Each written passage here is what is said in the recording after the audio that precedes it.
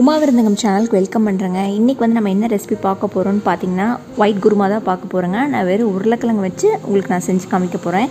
இந்த குருமா எப்படி செய்கிறது அப்படிங்கிறத பார்க்குறதுக்கு முன்னாடி ப்ளீஸ் ஃப்ரெண்ட்ஸ், நியூ ஃப்ரெண்ட்ஸாக இருந்தீங்கன்னா நீங்கள் கண்டிப்பாக வீடியோ வந்து ஒரு 3 to 4 நிமிஷம் பார்த்துட்டு உங்கள் சப்போர்ட் கொடுங்க. ரொம்ப யூஸ்ஃபுல்லாக இருக்கும். இனி வந்து இந்த ஒயிட் குருமா எப்படி செய்கிறது அப்படிங்கிறத பார்க்கலாங்க.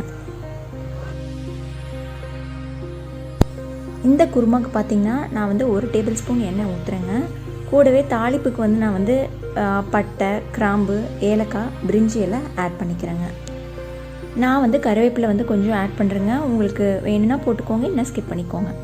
இனி வந்து நான் பெரிய வெங்காயம் வந்து ஒரு பெரிய வெங்காயம் கட் பண்ணி வச்சுருக்கேங்க. கூடவே பச்சை மிளகா, இந்த ரெண்டையும் போட்டு பொன்னிறம் மாற வரைக்கும் வதக்க வேண்டியது இல்லைங்க. கொஞ்சம் அந்த கண்ணாடி பதம் வர வரைக்கும் வதக்கணும்னா போதுங்க. இனி வந்து நம்ம இஞ்சி பூண்டு பேஸ்ட் ஆட் பண்ணிக்கலாங்க. நான் வந்து 1 டீஸ்பூன் ஆட் பண்ணுறேன். இதையும் போட்டுட்டு பச்சை வாசம் போகிற வரைக்கும் நல்லா வதக்கி விட்டுருங்க. உருளைக்கிழங்கு பார்த்திங்கன்னா 3 உருளைக்கிழங்கு எடுத்திருக்கேங்க. வேக வச்சுட்டு தோல் எடுத்துட்டு 1-2 வந்து பொடிச்சு விட்டு வச்சுருக்கேங்க. உருளைக்கிழங்கையும் போட்டுட்டு 1 நிமிஷம் அப்படியே வதக்கி விடலாங்க. இந்த ரெசிபிக்கு வந்து நம்ம வந்து தக்காளி ஆட் பண்ண வேண்டாங்க. தக்காளி போட்டோம் அப்படின்னா டேஸ்ட் வந்து வேறு மாதிரி ஆயிடுங்க. அரைக்கிறதுக்கு பார்த்திங்கன்னா நான் வந்து 1 கப் தேங்காய் எடுத்திருக்கேங்க. கூடவே சோம்பு ஒரு 1/2 டீஸ்பூன் எடுத்துக்கலாங்க. கசகசா 1 டீஸ்பூன் போட்டுக்கலாங்க. கூடவே வந்து முந்திரி பருப்பு வந்து ஒரு 7லேருந்து 8 வரைக்கும் நம்ம ஆட் பண்ணிக்கலாங்க. நீங்கள் கசகசா வந்து லைட்டாக தண்ணியில் ஊற வச்சு நீங்கள் ஆட் பண்ணிக்கோங்க, ஈஸியாக அரைச்சிரும். நல்லா ஃபைன் பேஸ்ட்டாக அரைச்சிக்கலாங்க. உருளைக்கிழங்கு நல்லா வதங்கிடுச்சுங்க. இப்போ வந்து நம்ம அரைச்சி வச்ச தேங்காய் பேஸ்ட் வந்து உள்ளே ஆட் பண்ணிக்கலாம்.